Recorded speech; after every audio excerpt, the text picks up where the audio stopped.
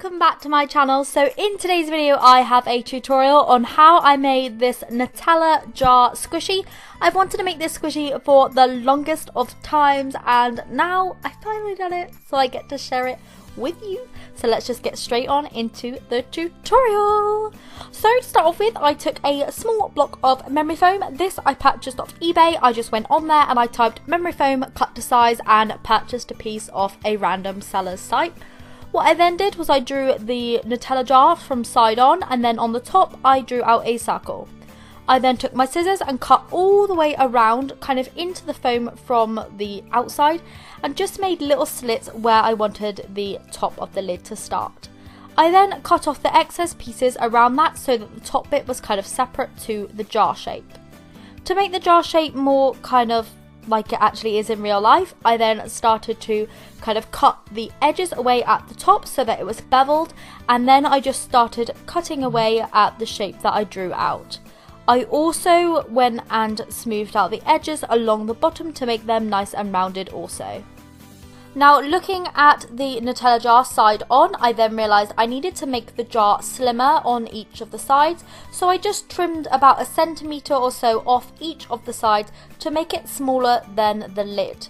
Now, you can of course make these two bits separately if you think this is a little bit too complicated, but I like to make my squishies all in one and then just shape them all from like one piece of foam to avoid any extra gluing, anything like that.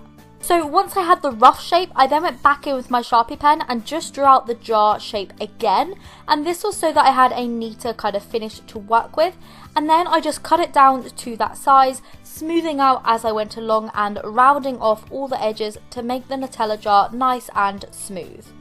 Once I had that bit kind of the size I wanted and as smooth as I kind of wanted, I then moved on to the lid again, and I basically just made the lid all nice and round and in a circle on the top.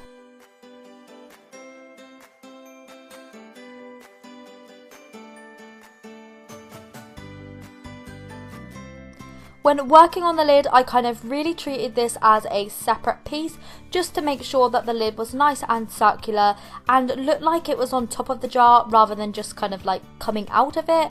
I just wanted to make them look like they were separate and make the edges really defined so that it looked as similar as possible to the original jar shape. So once I had all the shape completely done and smoothed out, I then took a mixture of the TULIP Slick in Brown and a Scribbles Bright Orange, and I mixed these two up into a container, and then taking a lollipop stick, I just spread this all over the piece that I wanted brown, and that's basically just what I did. I made a nice thick layer of that and then set it to dry by standing it up on the lid.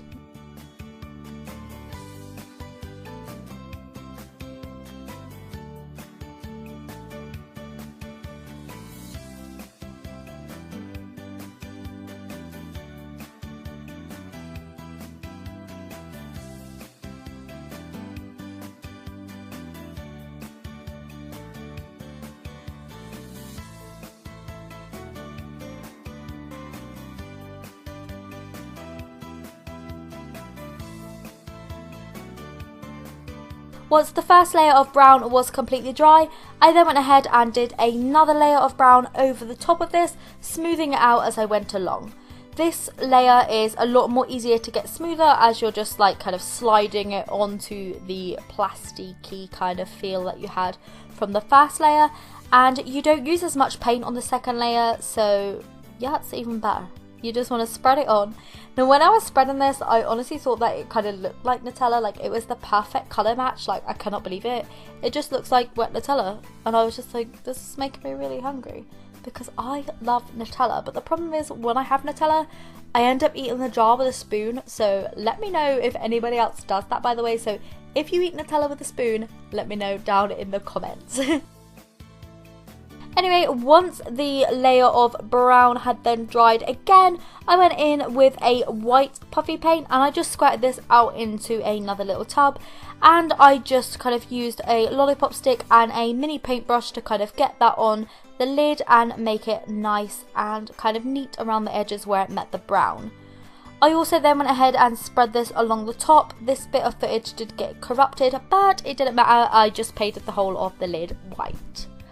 Next, once the lid was completely dry, I then took a paintbrush and I just painted on where I wanted the label to be on the front of the jar.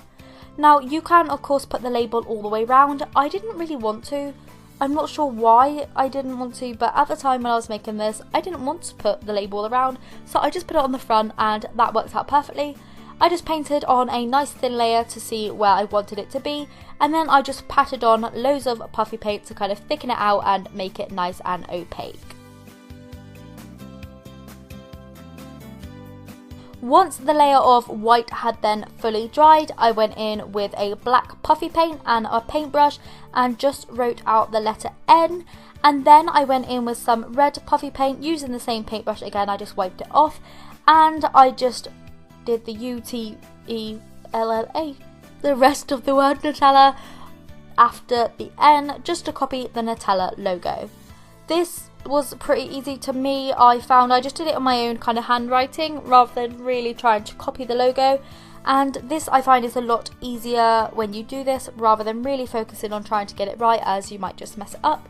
But yeah, like I said, I just went in and I painted that and made it a little bit thicker after I had the letters already on there.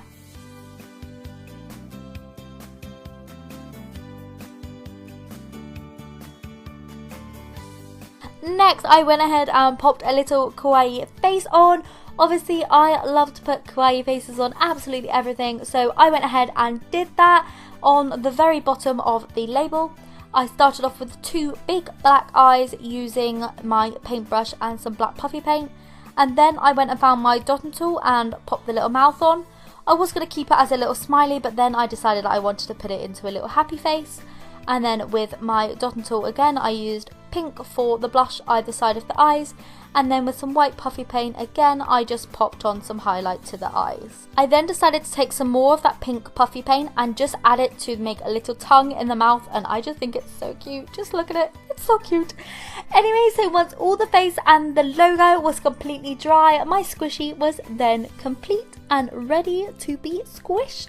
Now I'm really happy with how this turned out. I think it's so cute, and I honestly just love it so much. Like, I love Nutella more than anything. Like, Nutella on waffles, it's like the dream combination.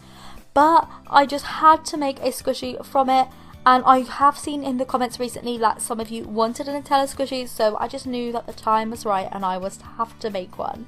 The squishy turned out lovely and slow rising. It's really soft, and it just feels so good in your hands, almost kind of like jelly. It just feels so soft and just so bouncy, and it's just great.